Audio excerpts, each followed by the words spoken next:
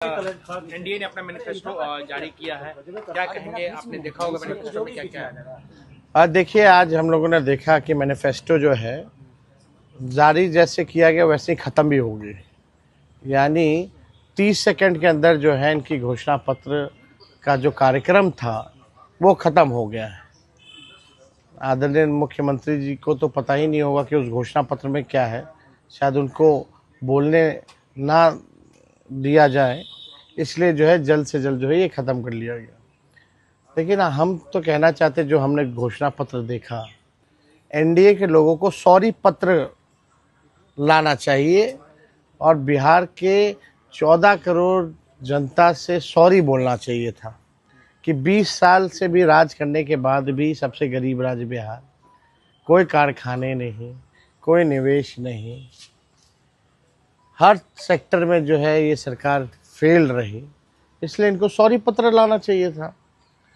और अगर इनका 20 साल का जो झूठा जुमला अगर आप लोग देखें, जो वादे इन्होंने किए थे 20 साल से, हर घोषणा पत्र 20 साल तक का जितना इन्होंने घोषणा पत्र लाया है, वो घोषणा पत्र भी कहता हुआ कि हमारा क्या हुआ, हमारा क्या होगा। वो घोषणा पत्र कह रहा है कि पहले वाला तो घोषणा पूरा हुआ नहीं, एक नया जो है आनंद फानन में जो है इन लोगों ने ये घोषणा पत्र जारी की है। इसमें कई ऐसी चीज़ें, अब बताइए, स्कूल में मिड डे मील जो है वो देंगे, यानी इससे पहले जो है बढ़िया से ये लोग नहीं दे रहे थे। यानी आप देखिएगा, अस्पताल मेडिकल कॉलेज हर जिले में निर्माण करेंगे। जो मेडिकल कॉलेज है वहाँ डॉक्टर नहीं है, नर्स नहीं है, दवा नहीं होता, इलाज नहीं होता, केवल खाका खड़ा कर दिया गया है, कुछ नहीं हो रहा। तो उस हिसाब से अगर आप देखें तो इन लोगों को सॉरी पत्र ला करके इन लोगों को माफ़ी, बिहार 14 करोड़ बिहार की जनता से माफ़ी मांगनी चाहिए।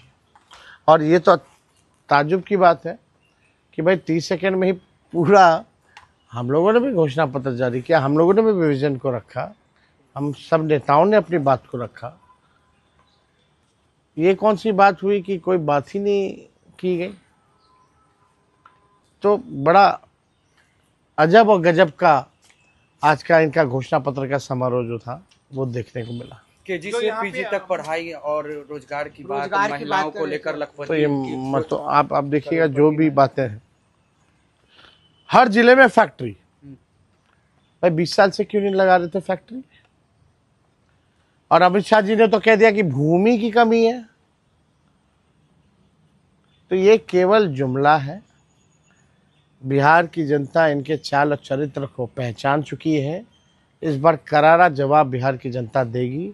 महागठबंधन की सरकार बनेगी और बिहार के लोग बेरोजगारी को ख़त्म करना चाहते हैं। इन लोगों ने इतना बेरोजगारी, महंगाई, गरीबी बढ़ा दी। आप देखिएगा, 94 लाख ऐसे परिवार, गरीब परिवार का, उनका क्या है इसमें?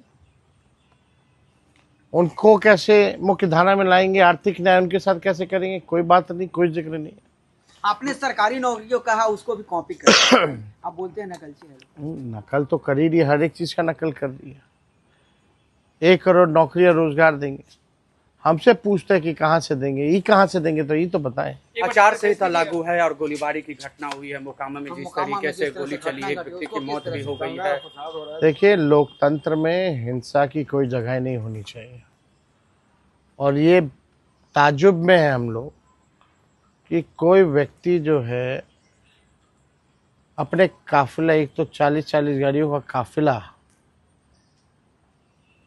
और तो और हथियारों के साथ लैस, कैसे घूम सकता है? इलेक्शन कमीशन क्या कर रही है? प्रशासन क्या कर रहा है? अब तक क्या कार्रवाई की गई है? हत्या हुआ है, कई गवाह हैं, एफआईआर हुआ है, चश्मदीदों ने घटना जो है वो बताई है कि किसने किया, कौन कराया, किसने गोली मारी, किसने गाड़ी से रौंदा। लेकिन प्रशासन के लोग चुप है,